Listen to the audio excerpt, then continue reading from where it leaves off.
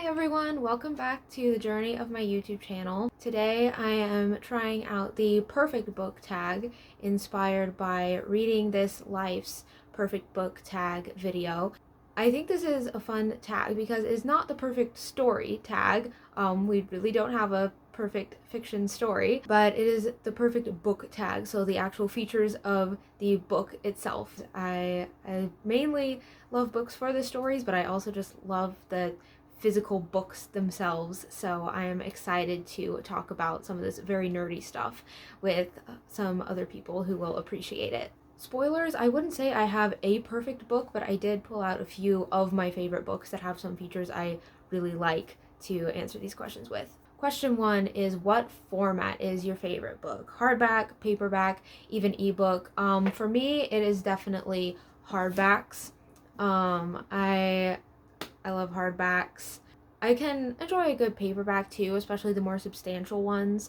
And ebooks I like for nonfiction, because they're usually cheaper, and then I don't have to pay as much for a nonfiction book. But for my fiction books, I really like for them to be hardcover. I don't always spend the extra money on them if I'm buying a book, but something like this, it just feels classic. It feels like something that you're going to keep for decades rather than something you're going to read once and then give away to somebody else afterward. I love how solid they are. I like that they're easy to hold, easy to keep open to the right page, and I just like how they look. They look cool, and I don't have a rational answer for that. Question 2 is about how many pages is your perfect book. Let me check how many pages are in some of these. Brothers Grimm is a little bit more pages than I would say is my favorite, because it has these really thin pages. So Grimm Fairy Tales is like 650. This one is like a little over 300, and this one is also about a little over 350. So and these I would say are they're a little bit on the small side for my perfect book. So I would say right around 400 is a happy place for me in book length. I want it to feel substantial. I like long books. I like complex plots, so that makes sense.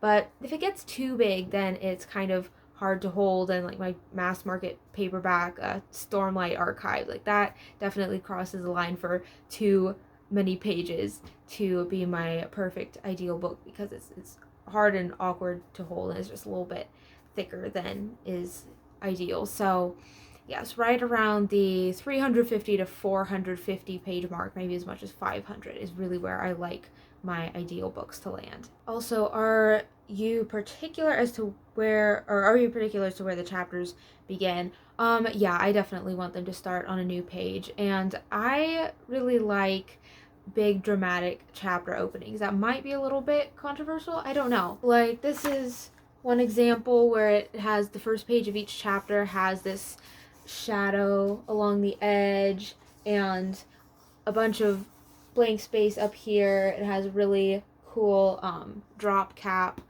and I also like it when the chapters, like, I think this is a really cool format. A lot of times I like it if the chapter 1 is even bigger. I like the big dramatic chapter openings.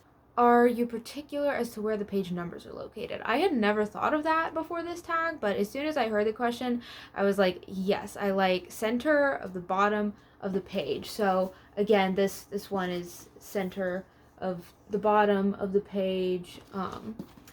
Grimm's Fairy Tales is the same way. I'm not exactly sure why I like it there. I guess that's just where I naturally look first if I'm looking for the page number. I don't tend to look at the top unless it's not at the bottom. So my second choice would be the outside edges at the bottom, but center of the bottom is my favorite spot for the page numbers. Question 4 is favorite font, and do you look at the font info if it's available? And I actually never check this. I want to now, but for all of my bookish nerdiness, I have really never thought to check what font a book is. And I think quite a few books don't have those details, but I definitely want to start checking for those details because I'm really curious now what fonts different books are in. Question 5, do margins matter to you?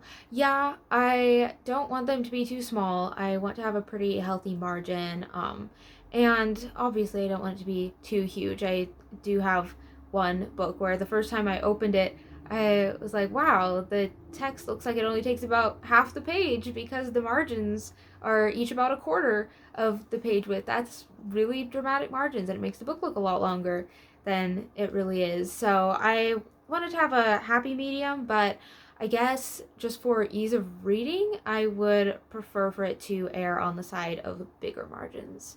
Question 6. Does your book have any other unique features that make it perfect? Again, I don't have just one really perfect book, but one odd feature that I am a little bit picky about is, as much as I love hardcovers, I prefer for them to not have a dust jacket. Dust jackets look cool, but when I'm actually reading, they slip off, and it's kind of annoying. So if I'm reading a book with a dust jacket, I will often take off the dust jacket when I'm actually reading it. So my favorite kind of hardcover is this specific kind of hardcover where the design is actually on the cover itself, and then you don't have to worry about it slipping off.